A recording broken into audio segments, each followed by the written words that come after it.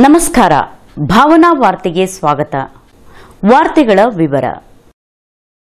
ಭಟ್ಕಳ ಮುಟ್ಟಳ್ಳಿ ಗ್ರಾಮ ಪಂಚಾಯತ್ ವ್ಯಾಪ್ತಿಯಲ್ಲಿ ನಮ್ಮ ಗ್ರಾಮ ನಮ್ಮ ರಸ್ತೆ ಯೋಜನೆಯಡಿಯಲ್ಲಿ ನಿರ್ಮಾಣವಾದ ರಸ್ತೆ ಕಾಮಗಾರಿಯನ್ನು ಅಸಮರ್ಪಕ ರೀತಿಯಲ್ಲಿ ನಿರ್ಮಾಣ ಮಾಡಲಾಗಿದೆ ಎಂದು ಈ ಭಾಗದ ಗ್ರಾಮಸ್ಥರು ಆಗ್ರಹಿಸಿದ್ದು, ಜನರ ಆರೋಪದ ಮೇರೆಗೆ ಸ್ಥಳಕ್ಕೆ ಭೇಟಿ ನೀಡಿದ ಇಂಜಿನಿಯರ್ ಧನರಾಜ್ ಅವರಿಗೆ ಗೇರಾವ್ ಹಾಕಿ ಪ್ರತಿಭಟಿಸಿದ್ದಾರೆ. ಕಳಪೆ ಕಾಮಗಾರಿ ಮಾಡಿ ದುಡ್ಡನ್ನ ಇದು ಮಾಡ್ತಾ ಇದ್ದಾರೆ ಅಷ್ಟೇ, ಮತ್ತೇನಿಲ್ಲ. ಗಟ್ಟನೆ ರೋಲ್ ಹೊಡಿತಾರೆ, ಇದು ಯಾಕೆ ರೋಲ್ ಹೊಡೋಕ್ಕಾಗುದಿಲ್ಲ? ಅವ್ರು ಸುಮ್ಮನೆ ಅಂದ್ರೆ ಸುಳ್ಳು ಆಶ್ವಾಸನೆ ಕೊಟ್ಟು ನಿಮಗೆ ಗೌರ್ಮೆಂಟ್ ಇವಾಗ 1 ಕೋಟಿ ಮಾಡಬೇಕಲ್ವಾ?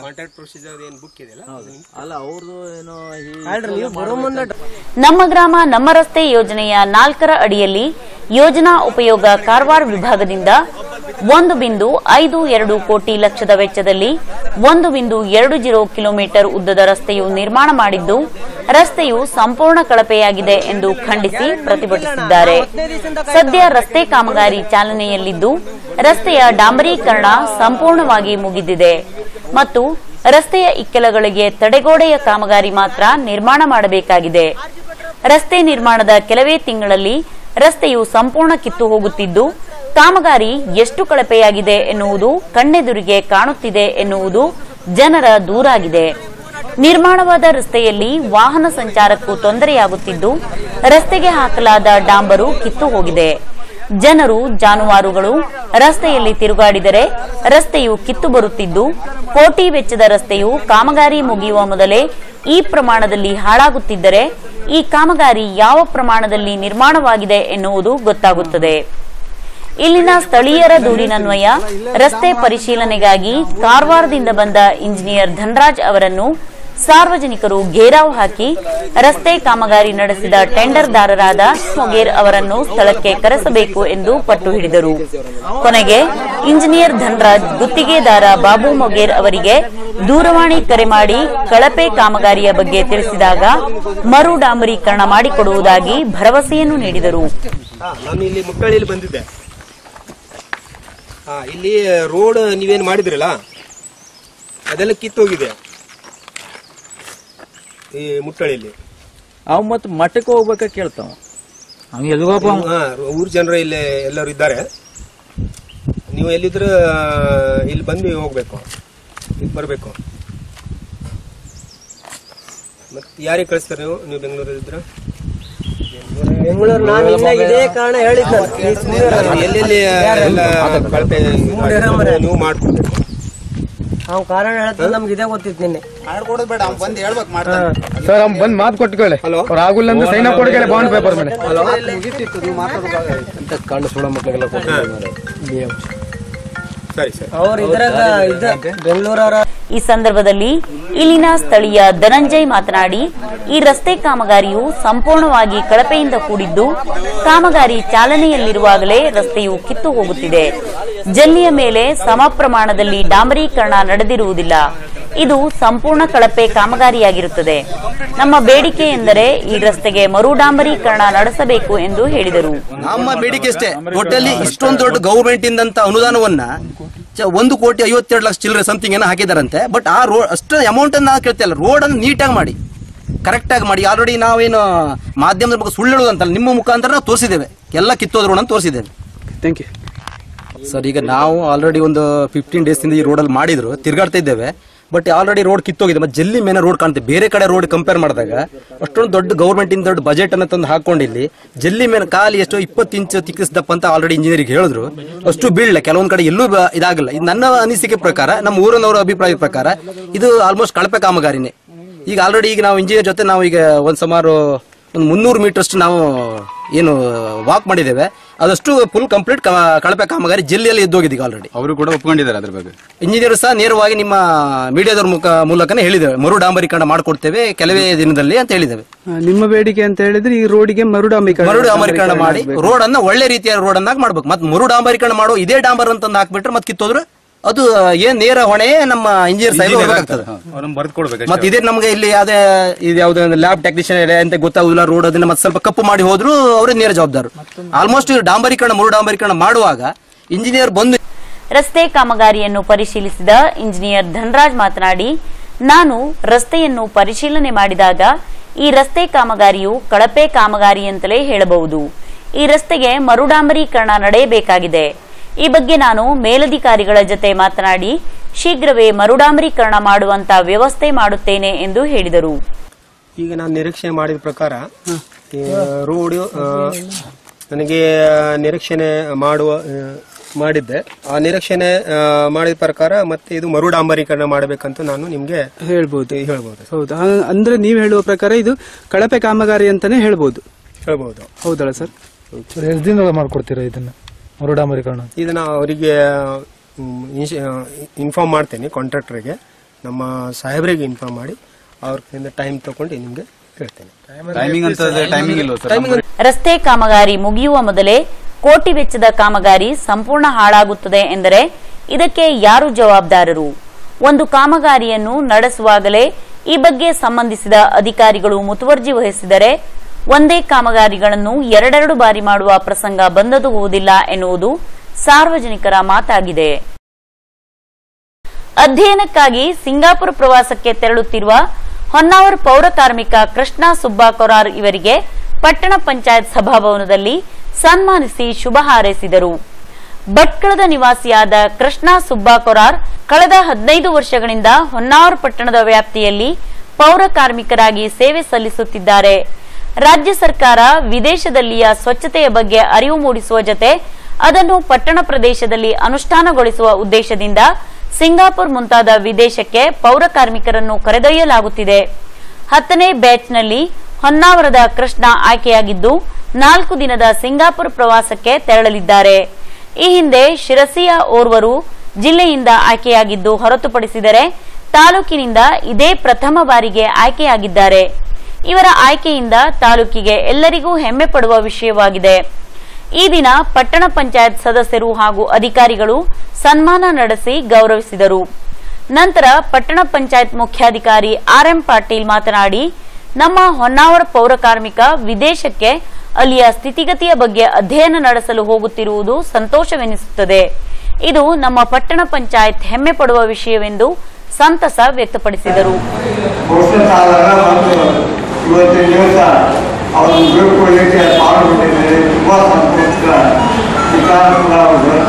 ಬಹುಶಃ ಅತ್ಯಂತ ಮಟ್ಟದಲ್ಲಿ ಇರ್ತಕ್ಕಂಥ ಅಧಿಕಾರಿಗಳಿಗೂ ಕೂಡ ವಿದೇಶಗಳಿಗೆ ಹೋಗುವ ಬಹಳಷ್ಟು ಕಷ್ಟದ ಕೆಲಸ ಅಂತ ನಾನು ಭಾವಿಸಿದ್ದೀನಿ.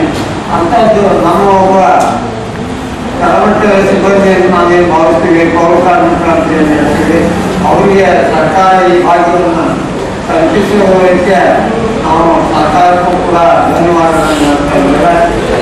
ಜೊತೆಗೆ ಇವತ್ತು ಜಲಾಶಯಗೆ ಅವನನ್ನು ನಾವು ಬೆಳ್ಕೊಳ್ತಾ ಇದ್ದೇವೆ. ಅವನ ಪ್ರವಾಸದಿಂದ ಸುಖಕರ ಆಗಲಿ ಅಂತಾರಲ್ಲ, ಆರೈಸಿದ್ದೇವೆ. ನಮಗೆ ಧನ್ಯವಾದ. ಜೊತೆಗೆ ನಮ್ಮ ಅಧ್ಯಕ್ಷರು ಈಗಾಗಲೇ ಅವನನ್ನು ಸನ್ಮಾನಿಸಿ ಬೆಳ್ಕೊಳ್ಳುವ ಬಗ್ಗೆ ಸದಸ್ಯ ನಾಗೇಶ್ ಮೇಸ್ತಾ ಮಾತನಾಡಿ, ವಿದೇಶಕ್ಕೆ ಹೋಗಿ ಅಲ್ಲಿಯ ಸ್ವಚ್ಛತೆಯನ್ನು ಅರಿಯಲು ಈ ಪ್ರವಾಸ ಬಹು ಉಪಯುಕ್ತವಾದುದು. ಅಲ್ಲಿಂದ ತರಬೇತಿ ಪಡೆದು ಇಲ್ಲಿ ಅನುಷ್ಠಾನಗೊಳಿಸಲು ಅನುಕೂಲವಾಗುತ್ತದೆ. ಪ್ರವಾಸಕ್ಕೆ ಹೊನ್ನಾವರಕ್ಕೆ ಅವಕಾಶ ದೊರೆತಿರುವುದು ಸಂತೋಷದ ವಿಷಯ.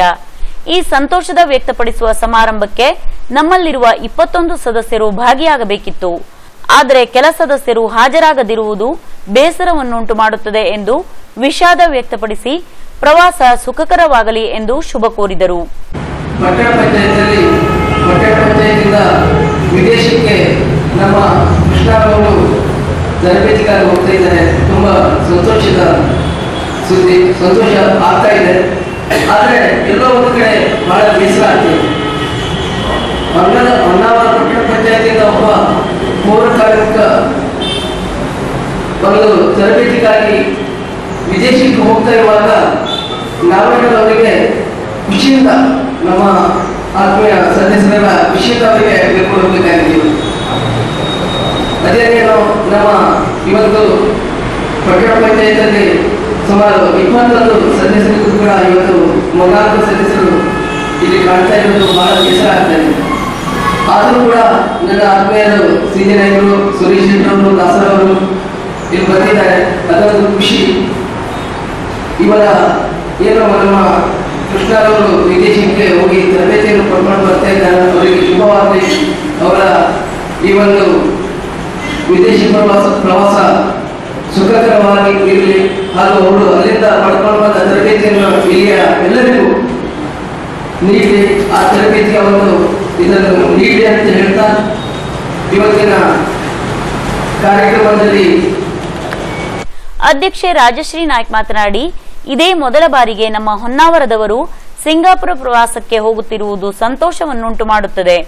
ಅವರ ಪ್ರವಾಸ ಸುಖಕರವಾಗಿರಲಿ ಎಂದು ಶುಭ ಹಾರೈಸಿದರು. ಪಟ್ಟಣ ಪಂಚಾಯತ್ನ ಪೌರ ಕಾರ್ಮಿಕ ಸಿಂಗಾಪುರ ಅಧ್ಯಯನ ಪ್ರವಾಸದ ಅಂತರ ತಂಡದ ಪ್ರಶ್ನಾರ್ಥ ಪೌರ ಕಾರ್ಮಿಕ ಆಯ್ಕೆಯಾಗಿದ್ದಾರೆ. ತುಂಬಾ ಸಂತಸದ ವಿಷಯ ಮತ್ತು ಹೆಮ್ಮೆಯ ಸಂಗತಿ.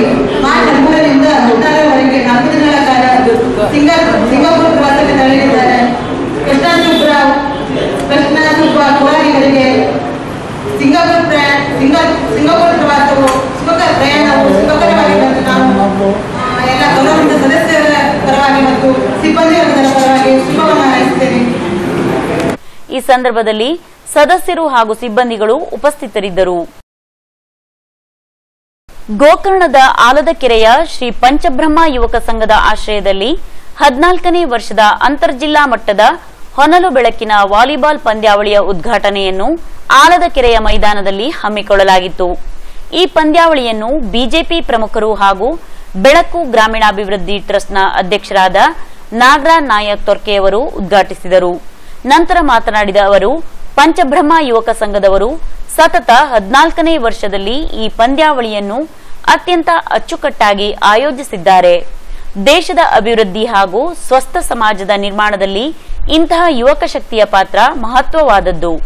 ಕ್ರೀಡಾ ಚಟುವಟಿಕೆಗಳಲ್ಲಿ ಪಾಲ್ಗೊಳ್ಳುವುದರಿಂದ ಉತ್ತಮ ಆರೋಗ್ಯದೊಂದಿಗೆ ಮನಸ್ಸು ನವಚೈತನ್ಯದಿಂದ ಕೂಡಿರುತ್ತದೆ. ಆಲಸ್ಯವನ್ನು ತೊಲಗಿಸಿ ಸದಾ ಚಟುವಟಿಕೆಯಿಂದಿರುವಲ್ಲಿ ಈ ಕ್ರೀಡೆಗಳು ಪ್ರಮುಖ ಪಾತ್ರ ವಹಿಸುತ್ತವೆ. ಕ್ರೀಡೆಗಳೊಂದಿಗೆ ಇತರೆ ವಿವಿಧ ರೀತಿಯ ಕಾರ್ಯಕ್ರಮಗಳನ್ನು ಹಮ್ಮಿಕೊಳ್ಳುವುದರ ಜೊತೆಗೆ ಸರ್ಕಾರದ ಯೋಜನೆಗಳನ್ನು ಬಡ ಜನರಿಗೆ ಸುಲಭವಾಗಿ ತಲುಪಿಸುವ ನಿಟ್ಟಿನಲ್ಲಿ ಜಾಗೃತರಾಗಬೇಕು. ಕಳೆದ 3 ವರ್ಷಗಳಿಂದ ಈ ಕಾರ್ಯಕ್ರಮಕ್ಕೆ ತಾವು ಆಗಮಿಸುತ್ತಿದ್ದು, ಕಳೆದ ಬಾರಿ ಪದ್ಮಶ್ರೀ ಪುರಸ್ಕೃತ ಸುಕ್ರಿ ಬೊಮ್ಮಗೌಡ ಅವರೊಂದಿಗೆ ವೇದಿಕೆಯನ್ನು ಹಂಚಿಕೊಂಡಿದ್ದನ್ನು ಸ್ಮರಿಸಿಕೊಂಡರು. ಹಾಗೂ ಹಾಲಕ್ಕಿ ಸಮಾಜದವರು ಶೈಕ್ಷಣಿಕವಾಗಿ, ಸಾಮಾಜಿಕವಾಗಿ, ರಾಜಕೀಯವಾಗಿ, ಆರ್ಥಿಕವಾಗಿ ಮುಂದುವರಿಯುವಲ್ಲಿ ಇಂತಹ ಸಂಘಟನೆ ಸಾಂಕೇತಿಕವಾಗಿದೆ ಎಂದರು. ಗೋವಿಂದ್ ಗೌಡ ಅವರು ಕ್ರೀಡಾಂಗಣದ ಉದ್ಘಾಟನೆಯನ್ನು ನೆರವೇರಿಸಿದರು. ತಾಲೂಕು ಪಂಚಾಯತ್ ಸದಸ್ಯರಾದ ಮಹೇಶ್ ಶೆಟ್ಟಿ, ಗ್ರಾಮ ಪಂಚಾಯತ್ ಸದಸ್ಯರಾದ ಮಹಾಬಲೇಶ್ವರ ಗೌಡ, ಮಂಗಳಮೂರ್ತಿ ಸಭಾಹೇತ್, ರಾಮಮೂರ್ತಿ ನಾಯಕ್, ಗಜಾನನ್ ರಾಮ್ ನಾಯಕ್, ಶಂಕರ್ ಗೌಡ ಸೇರಿದಂತೆ ಹಲವರು ಉಪಸ್ಥಿತರಿದ್ದರು. ಒಂದು ಚಿಕ್ಕ ವಿರಾಮ. ವಿರಾಮದ ನಂತರ ಭಾವನಾ ವಾರ್ತೆ ಮುಂದುವರಿಯುತ್ತದೆ. ಫ್ಯಾಕ್ಟರಿಯಿಂದ ನೇರವಾಗಿ ಗ್ರಾಹಕರ ಕೈ ಸೇರೋದ್ರಿಂದ ಕಣ್ವಾ ಮಾರ್ಟ್ನಲ್ಲಿ ನಿಮ್ಮ ಹಣಕ್ಕೆ ನಿಜವಾದ ವ್ಯಾಲ್ಯೂ ಸಿಗುತ್ತೆ. ಗಂಡಸರಿಗೆ ಸ್ಟೈಲ್, ಹೆಂಗಸರಿಗೆ ವೆರೈಟಿ, ಮಕ್ಕಳಿಗೆ ಪ್ಯಾಟ್ರನ್, ಮನೆ ಮಂದಿಗೆಲ್ಲ ಬೇಕಾಗಿರೋ ಸೆಲೆಕ್ಷನ್. ಕನ್ವಾ ಮಾರ್ಟ್ನಲ್ಲಿ ಶಾಪಿಂಗ್ ಮಾಡಿದ್ರೆ 100% satisfaction. Shirts, trousers, jeans, casuals, saris, kids wear, accessories, ಫ್ಯಾಷನ್ನ ಹೊಸ ಲೋಕನೇ ನಿಮ್ಮ ಮುಂದೆ ಅನಾವರಣ ಆಗ್ತಿದೆ. ನಾನ್ ಯಾವಾಗ್ಲೂ ಪ್ರಿಫರ್ ಮಾಡೋದು ಕನ್ವಾ ಮಾರ್ಟ್ನೆ. Quality 100% guarantee, rate 100% value for the money, service 100% superb. ಜೊತೆಗೆ ವರ್ಷ ಇಡೀ ಪ್ರತಿ ಪರ್ಚೇಸ್ ಮೇಲೂ ಒಂದಲ್ಲ ಒಂದು ಬೊಂಬಾಟ್ ಆಫರ್ ಕೂಡ ಇರುತ್ತೆ. ಇದೀಗ ಹೊನ್ನಾವರದಲ್ಲಿ ಪ್ರಪ್ರಥಮ ಬಾರಿಗೆ ಶುಭಾರಂಭಗೊಂಡಿದೆ Kanva mart showroom. SS fashion, Shri Jnaneshwari complex, bank ರಸ್ತೆ, ಹೊನ್ನಾವರ್. ಮಾಲಕರು Subrahmanya Shastri. MPE society, doctor MP Karki institute of excellence and research, SDM college campus, Prabhat Nagar, Honnavar.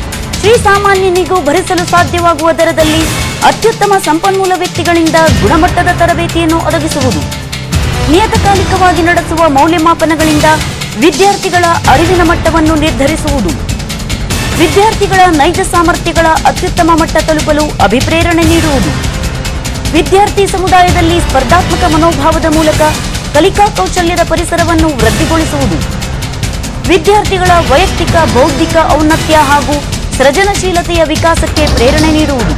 2018-2019 ಸಾಲಿಗಾಗಿ JEE, NEET, IIT foundation course ತರಬೇತಿ ಪ್ರಾರಂಭ.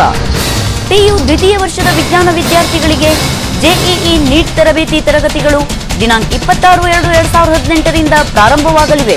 ಪ್ರಥಮ ವರ್ಷದ ವಿಜ್ಞಾನ ವಿಭಾಗದ ವಿದ್ಯಾರ್ಥಿಗಳಿಗೆ ಈ ವರ್ಷದ ಎಸ್ಎಸ್ಎಲ್ಸಿ ಫಲಿತಾಂಶ ಪ್ರಕಟವಾದ ಕೂಡಲೇ ತರಗತಿಗಳನ್ನು ಪ್ರಾರಂಭಿಸಲಾಗುವುದು. ಪ್ರಸಕ್ತ ಶೈಕ್ಷಣಿಕ ವರ್ಷದಲ್ಲಿ 8, 9 ಹಾಗೂ 10ನೇ ತರಗತಿಗಳಲ್ಲಿ ಅಭ್ಯಸಿಸುತ್ತಿರುವ ವಿದ್ಯಾರ್ಥಿಗಳಿಗೆ ರಜಾ ಅವಧಿಯಲ್ಲಿ ಐಐಟಿ ಫೌಂಡೇಶನ್ ತರಗತಿಯನ್ನು ನಡೆಸಲಾಗುವುದು. ನಿರ್ದಿಷ್ಟ ಸಂಖ್ಯೆಯ ಪ್ರವೇಶವಿರುವುದರಿಂದ ಆಸಕ್ತರು ತ್ವರೆ ಮಾಡಿ ದಾಖಲಾತಿಯನ್ನು ಪಡೆದುಕೊಳ್ಳಬಹುದು.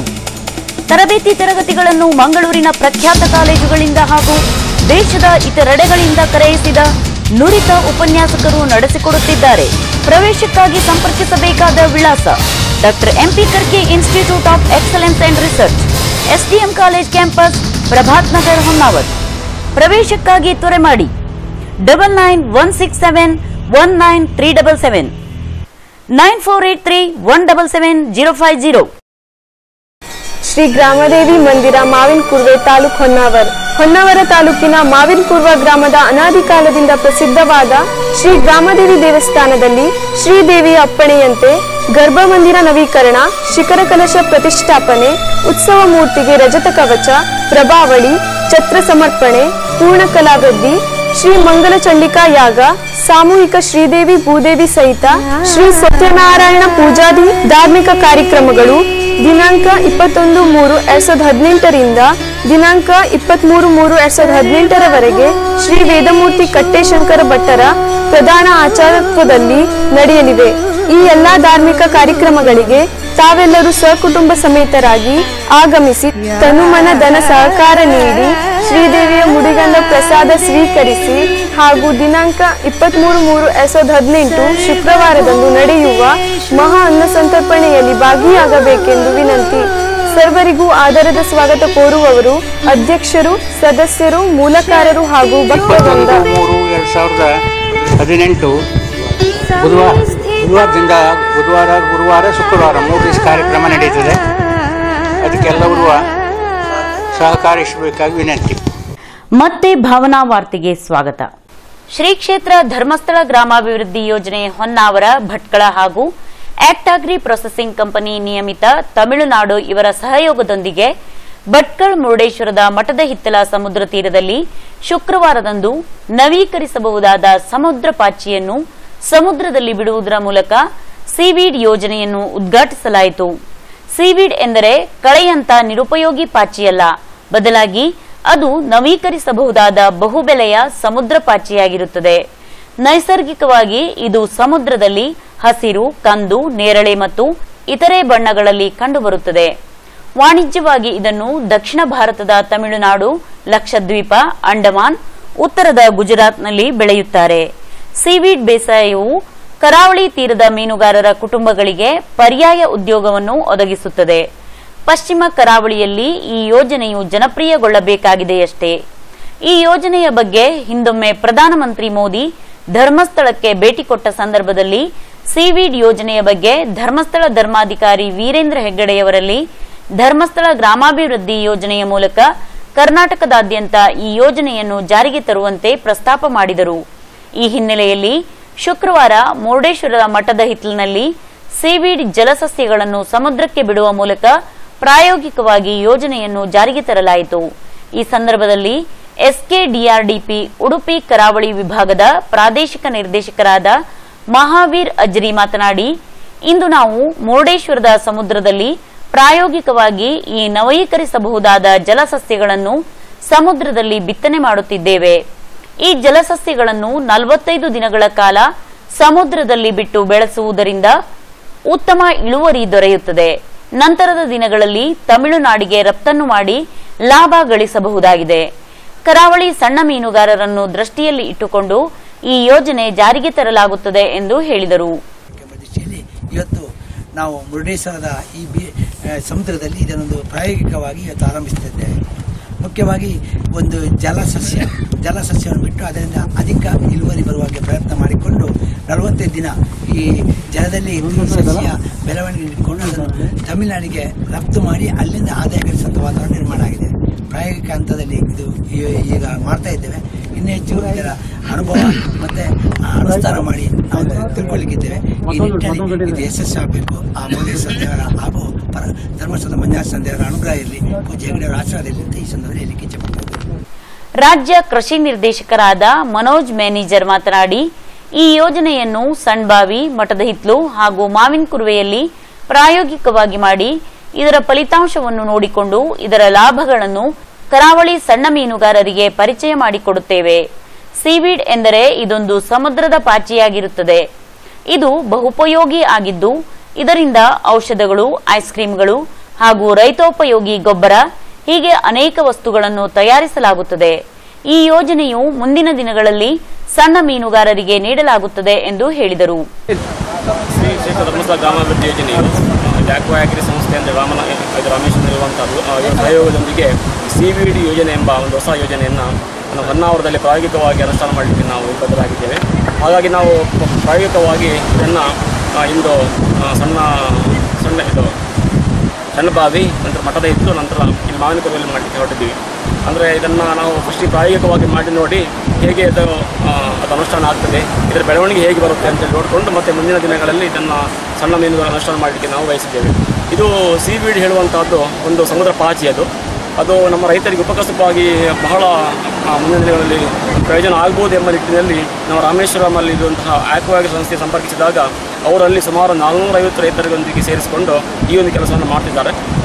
ಈ ಸೀವೀಡನ್ನು ಬಳಕೆ ಮಾಡಿಕೊಂಡು ಅದು ಸಂಶೋಧನೆ ಮಾಡಿ ಮುಂದುವರಿದು ಅದರ ಉಪೋತ್ಪನ್ನಗಳಾದ ಕೃಷಿಗೆ ಬೇಕಾದ ಗೊಬ್ಬರಗಳು, ಅನಂತ ಔಷಧಿಗಳು ಮತ್ತು ಐಸ್ ಕ್ರೀಮ್, ತಿಂಡಿ ತಿನಿಸು ಇತ್ಯಾದಿಗಳು ಬೇಕಾದಂತಹ ಮೂಲೋತ್ಪನ್ನಗಳನ್ನು ತಯಾರು ಮಾಡಿಕೊಂಡು ಆಕ್ಟಾಗ್ರಿ ಪ್ರೊಸೆಸಿಂಗ್ ಕಂಪನಿ ನಿಯಮಿತ ತಮಿಳುನಾಡು ಇದರ ವಿಸ್ತರಣಾಧಿಕಾರಿ ಸಿಂಥಿಲ್ ರಾಜನ್ ಮಾತನಾಡಿದರು. We are doing our cultivation since 2002 till date in Tamil Nadu.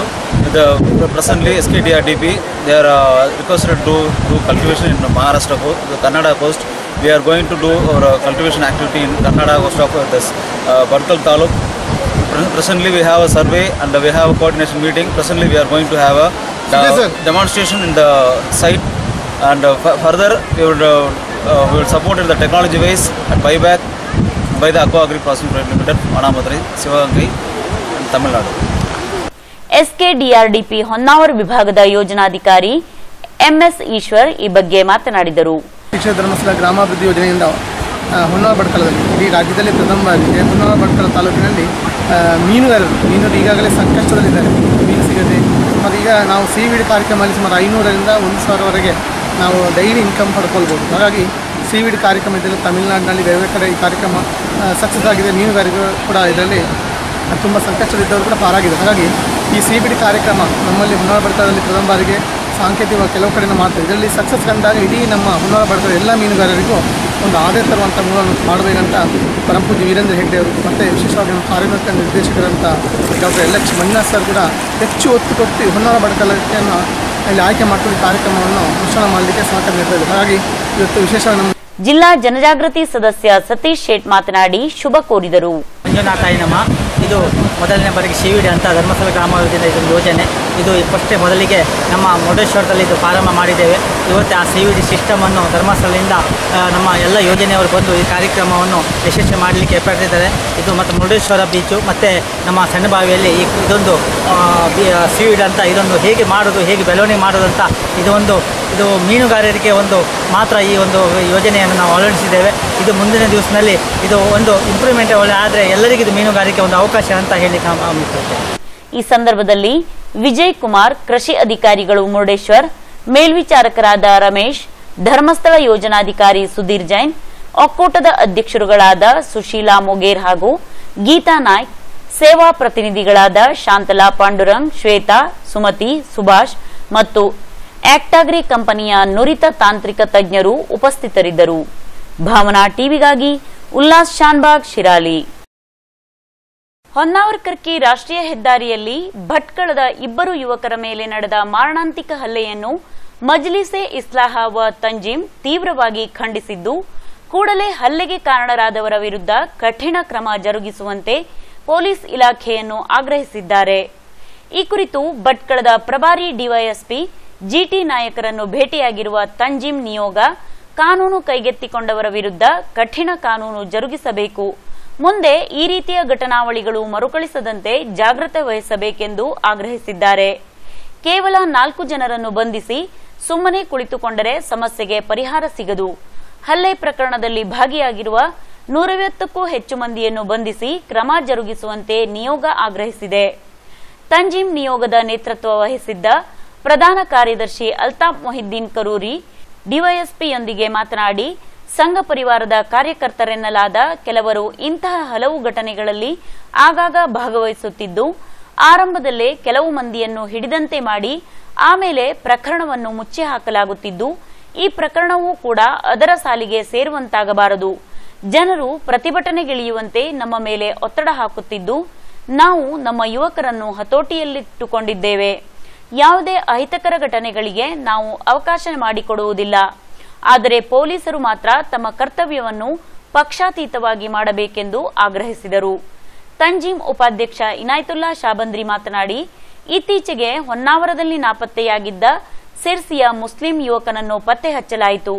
ಆದರೆ ಆತನ ಮೇಲೆ ಹಲ್ಲೆಗೈದು ಅಪಹರಣ ಮಾಡಿದವರ ಮೇಲೆ ಇದುವರೆಗೂ ಯಾವುದೇ ಕ್ರಮ ಜರುಗಿಸಿಲ್ಲ.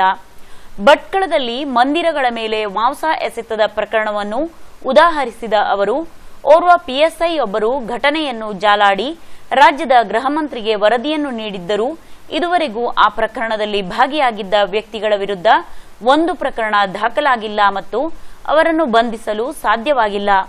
ಹೊನ್ನಾವರದಲ್ಲಿ ಪೂರ್ವಯೋಜಿತವಾಗಿರುವ ಧನ ಸಾಗಾಟದ ನೆಪದಲ್ಲಿ ಭಟ್ಕಳದ ಮುಸ್ಲಿಮರನ್ನು ಗುರಿಯಾಗಿಸಿಕೊಂಡು ಹಲ್ಲೆ ನಡೆಸಲಾಗಿದೆ. ಇದರ ಸಂಪೂರ್ಣ ತನಿಖೆಯಾಗಬೇಕು ಮತ್ತು ಘಟನೆಯಲ್ಲಿ ಭಾಗಿಯಾದ ಎಲ್ಲರನ್ನೂ ಬಂಧಿಸಬೇಕು ಎಂದು ಒತ್ತಾಯಿಸಿದರು. ತಂಜೀಮ್ ನಿಯೋಗದೊಂದಿಗೆ ಮಾತನಾಡಿದ ಡಿವೈಎಸ್ಪಿ ಜಿಟಿ ನಾಯಕ್, ಘಟನೆಯ ಮಾಹಿತಿ ದೊರೆತ 15 ನಿಮಿಷದಲ್ಲೇ ಪೊಲೀಸರ ತಂಡ ಘಟನಾ ಸ್ಥಳಕ್ಕೆ ತಲುಪಿದ್ದು, ಹಲ್ಲೆಗೊಳಗಾದವರ ರಕ್ಷಣೆಯನ್ನು ಮಾಡಿ ಆಸ್ಪತ್ರೆಗೆ ಸಾಗಿಸಿದ್ದಾರೆ. ತಕ್ಷಣವೇ ಪರಿಸ್ಥಿತಿಯನ್ನು ಹತೋಟಿಗೆ ತಂದು ಶಾಂತಿ ಸ್ಥಾಪಿಸುವಲ್ಲಿ ಪೊಲೀಸರು ನೆರವಾಗಿದ್ದಾರೆ. ಪೊಲೀಸರು ಯಾವುದೇ ಅಪರಾಧಿಯನ್ನು ಕ್ಷಮಿಸುವುದಿಲ್ಲ. ಬಂಧನದ ಭಯದಿಂದ ಆರೋಪಿಗಳು ತಲೆಮರೆಸಿಕೊಳ್ಳುವ ಸಾಧ್ಯತೆಗಳಿವೆ. ಆದರೆ ಅವರು ಒಂದಿಲ್ಲೊಂದು ದಿನ ಪೊಲೀಸರ ಬಲೆಗೆ ಬೀಳುತ್ತಾರೆ ಎಂದ ಅವರು, ಹಲ್ಲೆ ಮಾಡಿದವರಲ್ಲಿ ಭಟ್ಕಳದ ಕೆಲವರು ಭಾಗಿಯಾಗಿರುವ ಸಾಧ್ಯತೆಗಳಿದ್ದು, ಎಲ್ಲಾ ಆರೋಪಿಗಳನ್ನು ಕೂಡಲೇ ಬಂಧಿಸಲು ಕ್ರಮ ಜರುಗಿಸಲಾಗುವುದು ಎಂದರು. ನಿಯೋಗದಲ್ಲಿ ಭಟ್ಕಳ ಪುರಸಭೆ ಅಧ್ಯಕ್ಷ ಮೊಹಮ್ಮದ್ ಸಾದಿಕ್ ಮಟ್ಟ, ಭಟ್ಕಳ ಮಜ್ಲಿಸೆ ಫೆಡರೇಷನ್ ಅಧ್ಯಕ್ಷ ಇಮ್ತಿಯಾಜ್ ಉದ್ಯಾವರ್, ತಂಜೀಮ್ ಮುಖಂಡರಾದ ಮೊಹಮ್ಮದ್ ಸಿದ್ದಿಕ್ ಡಿಎಫ್, ಮೌಲಾನಾ ಯಾಸಿರ್ ಬರ್ಮಾವರ್ ನದ್ವಿ, ಮೊಹಮ್ಮದ್ ಅಶ್ಫಾಕ್, ಕೆಎಂ ಮೌಲಾನಾ ಅಜೀಜುರ್ ರಹಮಾನ್ ನದ್ವಿ, ಅಬ್ದುಲ್ ರಹೀಂ ಸೇರಿದಂತೆ ಇತರರು ಉಪಸ್ಥಿತರಿದ್ದರು. ಇಲ್ಲಿಗೆ ಭಾವನಾ ವಾರ್ತೆ ಮುಕ್ತಾಯವಾಯಿತು. ಮತ್ತೆ ಭಾವನಾ ವಾರ್ತೆಯೊಂದಿಗೆ ಭೇಟಿಯಾಗೋಣ. ಅಲ್ಲಿಯವರೆಗೂ ನಮಸ್ಕಾರ. ನಿರಂತರ ರಂಜನೆ, ನಿಮ್ಮೂರಿನ ಸುದ್ದಿ ಮನೆ. ನೋಡ್ತಾ ಇರಿ ಭಾವನಾ ಟಿವಿ, ಇದು ನಿಮ್ಮ ವಾಹಿನಿ.